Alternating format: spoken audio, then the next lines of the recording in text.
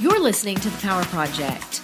I'm your host, Brandy Vogt, and it's my goal each week to inspire and empower you to go out and live purpose-filled lives and own your God-given power.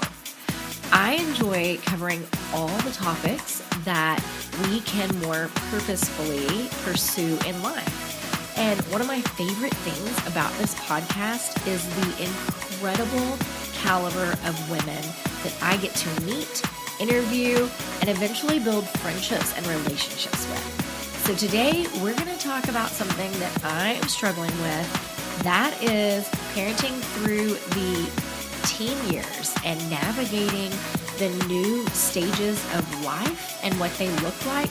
So I'm bringing an expert on today that can share more with us. Let's jump right in, shall we? Welcome back to The Power Project. I have an exciting guest for you guys today. She is so full of energy. In our pre-interview chat, she had me like fist pump in the air. I'm on fire over here, and I could not hit record fast enough to gather all of the truth bombs that she is throwing out today. So you guys, without further ado, meet my new friend, Demi Austin-Thomas. Hey, Demi, how are you? Hey, Brandy, I'm doing well. How are you? I'm great. I am so excited to be, meeting you right now via technology and the internet. So Demi and I have been chatting for a bit on Instagram. She is the executive director of Be Empowered. She is a shaker and a mover, you guys. She's a TV personality. She's a parenting coach. She's an expert in all things family, marriage, and parenting. And so I can't wait for you guys just to get to hear a little more from Demi. Tell us first, before we jump into all of the parenting truth that you have to share today, tell us a little about Be Empowered and your backstory and how you even had this idea in the beginning to start with. Well, and thank you so much, Brandy. Be Empowered Incorporated is a nonprofit organization that we created it's been maybe almost 9-10 years ago. And I created this event or created the organization because I grew up with a mom and dad, 2-parent family household, great people, great parents. However, as a young girl, I struggled with my self-identity. I struggled with self-confidence. I was bullied. My parents never knew I was bullied. Really struggled in school and just it was very isolated and felt that really as a 12 or 13-year-old, I just wanted to die. I wanted to die. And I remember trying to commit suicide and tried to commit suicide twice. Didn't work, thank God. And found that, for me, creating this organization was something that I needed. My parents didn't send me to the Boys and Girls Club. I was really surrounded by my aunts, but very isolated. And not only isolated, I didn't really have, an opportunity to go hang out with my friends like typical teenagers because my mother was a complete helicopter mom. Like her picture should be in the dictionary. Term helicopter mom, over helicoptering. Yes, was my mom. And so I knew for me, growing up, even becoming a young adult and then getting married, I really was still struggling with, my identity and just struggling with just insecurities about myself and always self-doubting myself. And I created an event about 9 years ago called Pillow Talk. And the event was really for me, to be honest with you. It was an event that was created for me because I felt like I needed a space or a place to be able to connect with other women, other like women, to be able to kind of share my heart and just sharing my heart in a trusted environment and just being able to glean from other women. I knew that it was going to be very important for me to not only create an organization that would speak my language, but would also be there for me. And so Be Empowered is very much about transforming lives, promoting healthy lifestyles and well-being. I knew as an adult mother that it was going to be important for me to make sure that I created something that was going to be nurturing for my daughter as well. I also created this because I knew as a kid, and when I became an adult, I wanted to change the game, and I wanted to be able to serve not only my community, but I needed to impart wisdom, impart things, insight, information, inspiration into other lives that I just didn't get as a kid. So it was very important for me to be able to create and be empowered. And it means so much to me. And here we are 10 years later, we're doing it. And I'm just really blessed. We're able to connect with women and youth girls in the Dallas-Fort Worth community, and to engage them, to share their stories, to talk about life, and to do life together. I love that. And I can get behind any organization that is empowering women, females. And isn't it funny that we tend to create what it is that we craved in life? Mm-hmm. Mm-hmm. I think I see that time and time again, kind of as a resounding theme, that the women that are really doing the big things in life, that are stepping out there, that are leading, that are walking in purpose, they wanted to see someone do that before them. They wanted to see that as a child. They wanted to see it as a young woman. And so I love that you took the initiative and created this. And also because it's given us a chance to be able to meet, because you're having an event this Friday. It's the Glow Night Out. And so tell us about that event and what it looks like. Glow, I'm so excited about this event. So it is a reboot, actually, from the event that we used to do almost 5-6 years ago. And we did this event for almost 4 years.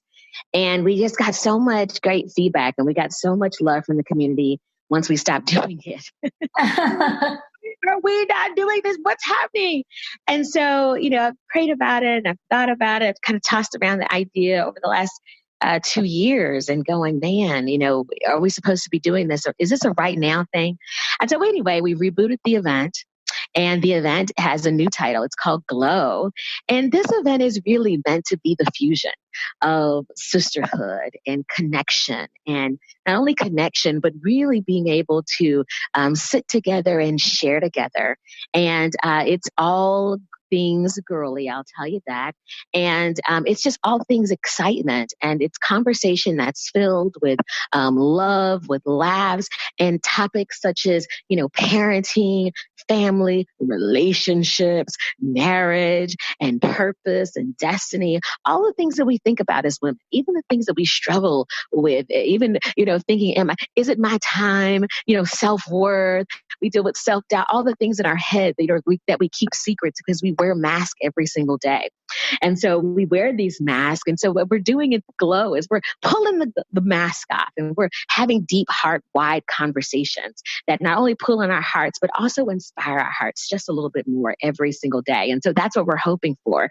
On Friday, it's a free event. And so we're excited. We've had so many people who have registered for this event. And we're so grateful for our sponsors such as T-Mobile and Air One and The Way FM, who have onboarded in this experience with us. They just keep getting in the boat with us because it's completely been a faith walk for us, but we know that we're supposed to be doing this. And so this is to ignite sisterhood. And that's what Glow is all about. Doesn't matter if you're Black, if you're white, Hispanic, Asian, honey, yellow, green. We're just wanting you, if you're a girl, if you're a chick, we want you to come out, and we want you to celebrate and just hang out with us. And let's be inspired to empower each other, because that's what we really should be doing every single day. Yes, ma'am. You are a woman after my own heart. I'm so excited. I'm looking forward to it. I can't wait to meet you in person. And yes, and we're excited to have you with us. We're excited that Brandy's going to be joining us as a panel speaker and being a part of a very deep conversation. And so we know that you're going to be adding so much more to it. And so we're excited that you're even going to be there. So yay. Hey, I'm going to I've already got my glam session scheduled, because I'm going to have to step up the sparkle for this event, I feel like. Oh my goodness. Listen, what we're telling people, we actually had an email that went out I think yesterday or today. Listen, we're telling people to come out. You know what? Some people are going to be leaving work, and they won't have an opportunity to go home and get glammed up. What we're saying is, honey, put your lipstick on, put your Vaseline on in the car, your car mix, put it on in the car and just meet us. Just come and hang out with us, because you know what? you are the sparkle. You've got the sparkle on the inside of you. And sometimes what we do is we focus, that's what we do. We focus on the outside, but it's really on the inside. You bring the glam, you bring the sparkle, because you know what? Your space, who you are, you light it up just when you walk in the room. So we just want you to come as you are. And if you want to put some extra glam on, you do it. But we want you, because we know the atmosphere changes when you get there. So oh my gosh. Yes, I love it. I'm so excited. And so I know some of the subjects that we've discussed that you're obviously the parenting expert here. I don't know. Listen, you are the expert in this field. It doesn't mean you're perfect. It doesn't mean it's all right, but it means you're the expert today. Thank you. So I know that we were chatting earlier about I have a son that is turning 13. He's going to be a teenager, and there's all of these new areas that we're navigating as to it really feels like you're releasing them. I kind of feel like when he went to kindergarten at the age of 5, and it was like, oh, did I remember, did I teach him everything he needs to know before he goes to school? And now here we are again at 13. Like, did we teach him everything we needed to teach him before we released him and let him become his own person? And so I have been looking at different like groups, Facebook groups, and there's some different parenting groups. And I am a person that comes from the tough love aspect. Like, we are a parent first. We are not their friends. Do you come from that same place? Listen, sister, you are speaking my language. My biggest pet peeve, and I'll tell you, is I cannot stand it. And I'm going to probably have some people are going to be mad at me, some fussy people, but honey, you're going to get over and we're going to be friends tomorrow. Just give me a minute. Listen, I cannot stand when I hear parents say that my child is my best friend. And your child is 5, your child is 10, your child is 13, your child is 17. Let me tell you something about the parenting process. It evolves. And you know what? You have a sense of appreciation in that. I love that my 25-year-old and my 22-year-old girl now says, oh, mom, I get it. And it deepens our relationship, because now they got a little bit of skin in the game. Because let me tell you something, when we're having conversations and we're saying that my child is my best friend, there are some conversations that I'm having with my best friends. Can I tell you that my 13-year-old, my 6-year-old cannot handle? They don't even know how to relate. There's no relatability. There's no skin in the game. They don't even understand what I'm talking about. They're not even speaking the same language. And we have to be careful with that. So it's a big pet peeve of mine. I tell parents all the time, I'm going to tell you something. Your kids are going to have friends, honey, that come and flow in and through their lives like water, like waves. That's a good thing. But let me tell you what what they only get. They get one mama, and there's a sense of love and inspiration and appreciation and gratitude that they have. And let me tell you, they may not be showing their gratitude today, but let me tell you, when the things start to get hot and things start to get thick, let me tell you, they start going to those seeds that mama planted and say, oh, I remember what mom was saying. And even when we discipline our kids, I don't care what nobody says, your child wants to be disciplined, and they appreciate that because they see their other friends and they go, oh my God, my mom would never let me do that. There's an appreciation for that. And so I love that the parenting process, it evolves. Do I believe that you can have a deepening and more loving and much more friend-like relationship? Yes, absolutely. I'm 42 and my mother is not my best friend, but we have a very friend-like relationship, because there are some things I can call my mama and say, girl, let me tell you. But there are also some things in drawing the line, some things I just won't do and I won't say around my mom, because there's a level of respect. And I think you have to be careful in that. You have to set those expectations, set those boundaries, but also at the same time, because when you're talking about, this is my best friend, honey, your best friend, then they can say and do anything with you. And so when you're talking to a 10-year-old or talking to a 12-year-old, guess what? They start to say, oh, you know what? I'm like my mom. So I'm like an adult. Absolutely not. We got to shut that down. Yes, ma'am. And listen, I am about to be 37 years old this month. I love my dad with all my heart, and my husband and him are really great friends, but he's my daddy at the end of the day. He's not my friend. Yeah. Same goes for my mom. I just, so I'm totally with you. They are not our friends. We can have great relationships with them that, come with mutual trust and mutual respect. But they are our children, and we have been given the responsibility of making sure they turn into well-rounded, contributing individuals of society. Yes. So right on with that. This episode is brought to you by Brandy Both Beauty. Have you tried the #1 skincare brand in all of North America? Well, if not, today is your day. Head over to the-powerproject.com, click on Powerful Beauty, and take a 30-second skincare consultation to see what products are recommended for your skin concerns. Email yourself those results, and then I will personally mail you a thank you gift for your time. That's thepowerproject.com, Powerful Beauty.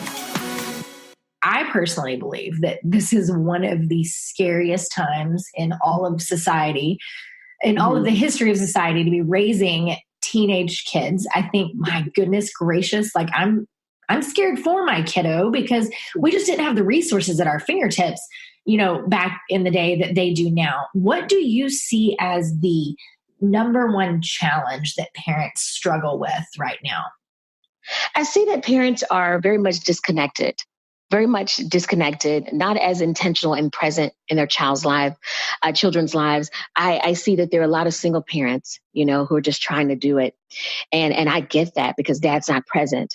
But I also see that we've got a lot of girl bosses. I'm all for mommypreneurship. I love like that girl boss, girl CEO. But sometimes I can see that we will chase other things, and we make those relationships, and we make our businesses, we make those priority. And then we miss out on what's happening with our children because we're not present. And what I mean by that is there's a difference to be there at the baseball game, but there's a difference to be present. Meaning, oh, I know he's not having a good game because he didn't have his lucky socks on, or he didn't have his, favorite, colored socks, or whatever that is. And so I see that often. I often find, and I often see that we have a lot of powerless, passive parents, meaning some of us are parenting to the space of guilt, maybe because dad isn't there, or maybe because we're so busy. So we'll go buy, little Becky, or we'll go buy, our kids, all of these things to replace that time that we're not sharing with them.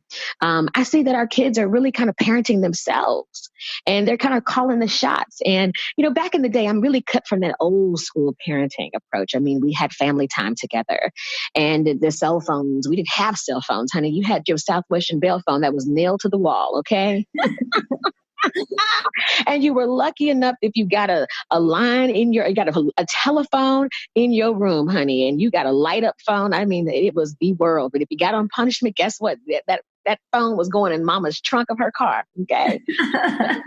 and at least that's how I grew up. And so, back in the day in old school parenting, there was a village that was very much involved and very much present. We had family time. Kids went outside and they played outside until 6:00, until that street light came on, and honey, you came back in. We had structure.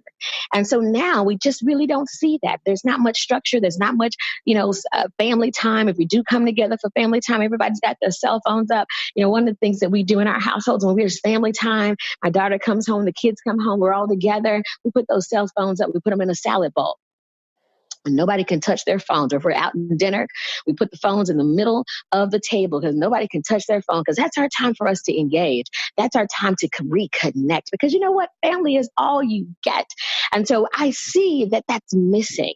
And when I think about like passive parents, parents who are, pretty much allowing their children to make the decisions, that scares me, because that tells me that you've empowered your child so that they feel entitled. And so they've taken your role as parent, and now they have assumed the role, and they're walking with power. And we've got to change that. We've got to change that. We've got to get back to the basics of what parenting really should be. And it's about being present. It's about laying the rules down. It's about setting the expectations. It's also about being engaged, being connected. Because for me as a teenager, I grew up in a 2-parent family household, mom and dad, both there. But my mother and my father had no idea that I was trying to kill myself. Had no idea that I did not want to live. My parents knew what they had grew up knowing, and that was to protect, and that was to provide for their children, because that's what their parents did. And so, we're living in a society now where suicide and depression is at an all-time high. We've got kids who are being bullied every single day, and they're wanting to check out. They're walking home with the thought of how I'm going to end my life today. We've got to be more present. I talked about this on Facebook just a few weeks ago, or just a few days ago, about even with my son, who is a great kid. However, we live very busy lives. And there was a point in my own child's life where that spirit of depression was really trying to linger around in his life. And not only was it lingering around, but it was really it was really because of the source of isolation. It was isolation because it was a spirit of loneliness, because nobody's here but me and his dad and him. So, we live very busy lives. And so my child was just feeling like, gosh, my brothers aren't, and my sister, nobody's here but me. And so he goes up to his room every single day and closes the door. And you know what, me and my husband said, oh, he's fine. He's doing okay. He's good. But the reality is that I had a talk with my son. He ended up telling me, he said, Mom, I just wanted to just die. He's like, I'm depressed. I don't know what this is. And as a mother, what I had to do is I had to step back from everything, all of the busyness, all of my meetings, my entire life. I had to step back. I had to embrace my child, connect with them, and hear his heart. Hear what he was not saying. And sometimes we miss the signs because our children are really saying it. Mom, I just want a time with you. Mom, I just want you to be present. Mom, I just want you to take me to get some ice cream. Mom, I just want you to hear me. I want you just to come up to my room and check on me. They're telling us in all of their nonverbals. Sometimes the things that our children are not saying are the things that they really need. So we've got to be much more present, much more intentional, and we've got to be able to hear those hard conversations, because that was hard for me to hear. Hard for me to say, oh, wait a minute, we're here every day. Yeah, I'm checking on you. No. Sometimes you just got to hear, and you got to sit, and you got to own it. You just got to own it. It's painful. It's uncomfortable. And as a parent, I think sometimes we parent from the space of thinking that we have all the ideas and that we can never be wrong. Sometimes we just get it wrong. Yeah. And it's okay. Yeah. It's okay. I think we try to come from the space of perfected parenting. But I always tell people this, listen, if you wanted to be a perfect parent, we certainly wouldn't need Jesus. We just wouldn't need God. I'm telling you, we just wouldn't do it because we have all the answers. And I don't know about you, but I certainly need him every single day. And I'm on my knees every day praying for my kids. I need him. But also at the same time, there's a level of accountability even with him. We've got to be present. Amen. Amen. And I don't know how people that don't have Jesus parent.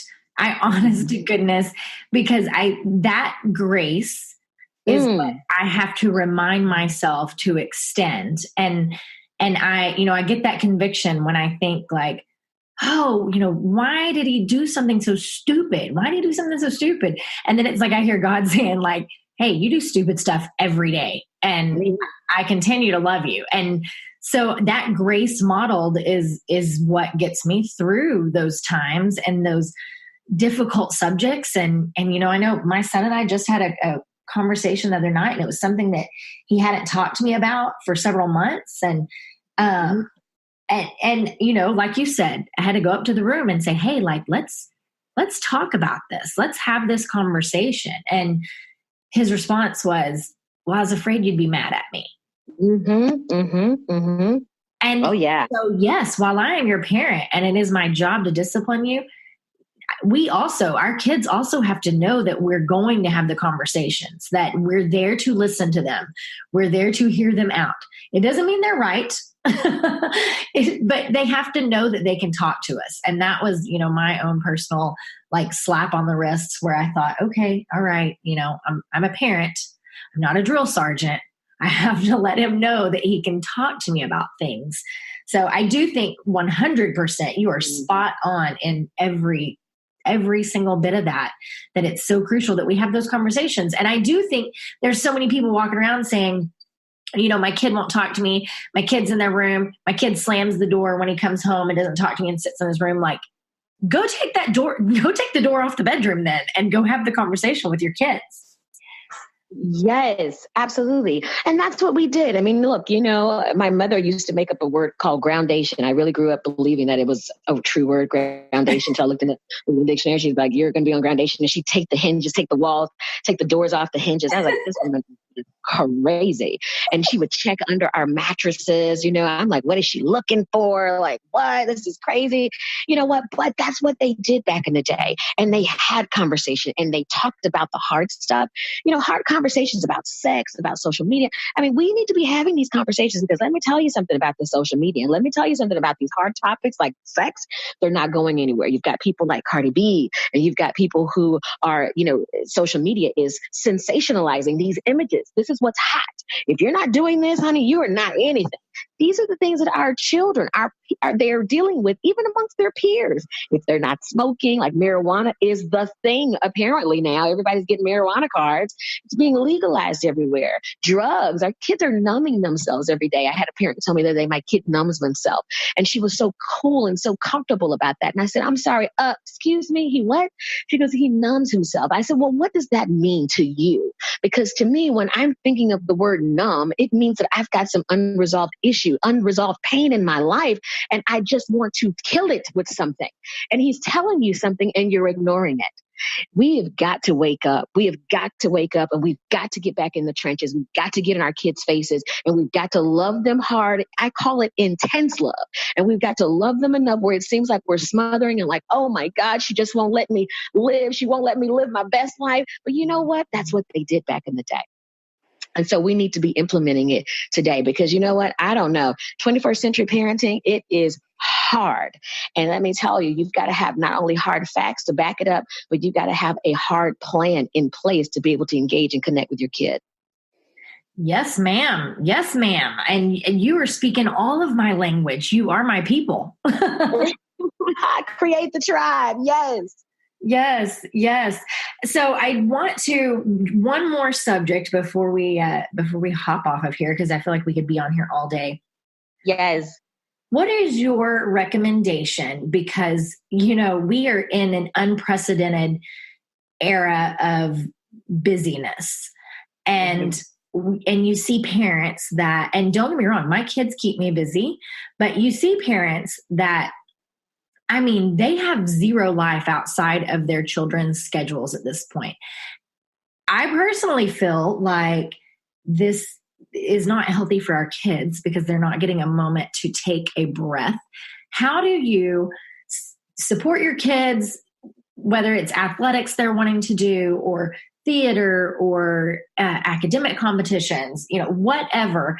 How do you support them and let them have those extracurricular activities while still maintaining a healthy balance of some type of normalcy in life?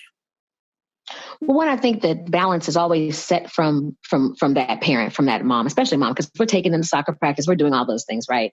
So it's about setting, establishing, maintaining balance and order.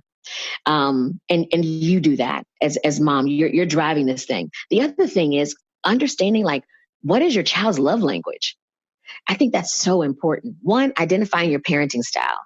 And does it work for your kid's love language? Love languages to me are just the most important, I think, tool that we need to be able to connect and engage in our children's worlds. I think we have to have a plan and we have to have wisdom. And I think, again, if our kids see that we're so busy, guess what? They tend to mirror what they see. And so it starts with us. We have to set and establish those boundaries.